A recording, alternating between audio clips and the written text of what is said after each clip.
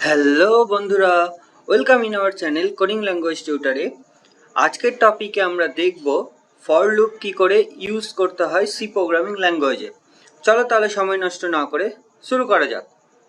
প্রথমে আমরা ফর লুপের ইন্ট্রোডাকশনটা দেখে নিই। দেখো এখানে লেখা আছে, a for loop in C is a control structure that is use to run a block of instruction multiple times until a certain condition fails. অর্থাৎ কি হবে, ফর লুপে আমাদের একটা ইনিশিয়ালাইজেশন থাকবে, তারপরে চেক হবে কন্ডিশন।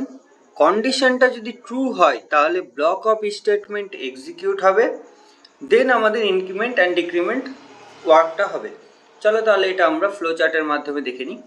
দেখো এখানে প্রথমে হচ্ছে আমাদের কাছে একটা ইনিশিয়ালাইজেশন স্টেটমেন্ট আছে, দেন হচ্ছে টেক্সট এক্সপ্রেশন, অর্থাৎ এটা মানে হচ্ছে কন্ডিশন।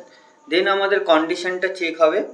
কন্ডিশনটা যদি ট্রু হয় তাহলে লুপের বডিটা এক্সিকিউট হবে। দেন আপডেট স্টেটমেন্ট হচ্ছে ইনক্রিমেন্ট অ্যান্ড ডিক্রিমেন্টের পার্ট।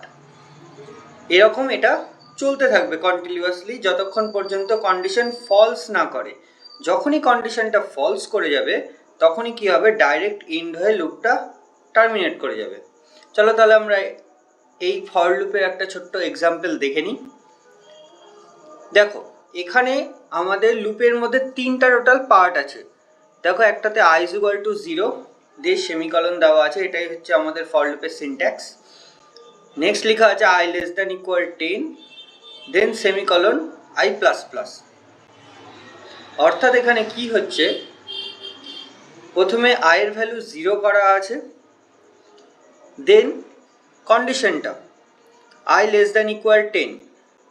এখানে প্রথমে কন্ডিশনটা চেক হলো, i এর ভ্যালু যেহেতু 0 তার মানে 0 লেস দ্যান ইকুয়াল 10, কন্ডিশনটা ট্রু, তাহলে লুপ বডির মধ্যে ঢুকলো, অর্থাৎ প্রিন্ট করলো 0কে। দিয়ে 0কে প্রিন্ট করার পর যেহেতু কন্ডিশনটা ট্রু ছিল, দেন এই প্রিন্ট পোস্ট ইনক্রিমেন্টটা ওয়ার্ক করলো, দিয়ে i এর ভ্যালু 0 থেকে 1 হয়ে গেল। কারণ আমরা আগের ভিডিওতে দেখেছিলাম যে i প্লাস প্লাস মানে হচ্ছে i is equal to i plus 1, মানে i এর ভ্যালু 1 বাড়িয়ে দেওয়া, অর্থাৎ ইনক্রিমেন্ট করা। তাহলে 1 হয়ে গেল। দেন আবার চেক হলো আমাদের কন্ডিশনটা, এখন আমাদের i এর ভ্যালু 1 আছে, তার মানে 1 লেস দ্যান ইকুয়াল 10, কন্ডিশন আবার ট্রু। দেন আবার 1 প্রিন্ট করলো, দিয়ে আবার পোস্ট ইনক্রিমেন্ট হলো, দিয়ে i এর ভ্যালু 2 হলো। দিয়ে আবার চেক করলো 2 লেস দ্যান ইকুয়াল 10 কিনা, i এর ভ্যালু এখন 2 আছে যেহেতু, তাই কন্ডিশন ট্রু হয়ে গেল এবং প্রিন্ট করে গেল 2কে। দেন এরকম চলতে থাকলো হচ্ছে 10 অবধি। যখনই আমাদের i এর ভ্যালু 11 হলো, 10 প্রিন্ট করার পর i এর ভ্যালু 11 হলো, তখন কি হলো, চেক করলো কন্ডিশনে 11 লেস দ্যান ইকুয়াল 10 কিনা। কন্ডিশনটা তখন ফলস হয়ে যাবে, কারণ 11 লেস দ্যান ইকুয়াল 10 না। তখন কি হবে, ফর লুপ থেকে এটা বেরিয়ে যাবে। চলো তাহলে এটা আমরা প্র্যাকটিক্যালি ভালো করে দেখে নিই। আমাদের তাহলে প্রথমে লিখতে হবে একটা হেডার ফাইল যার নাম হবে হ্যাজ ইনক্লুড stdio.h। নেক্সট লিখবো আমরা মেইন ফাংশন ইন্ট মেইন নামক।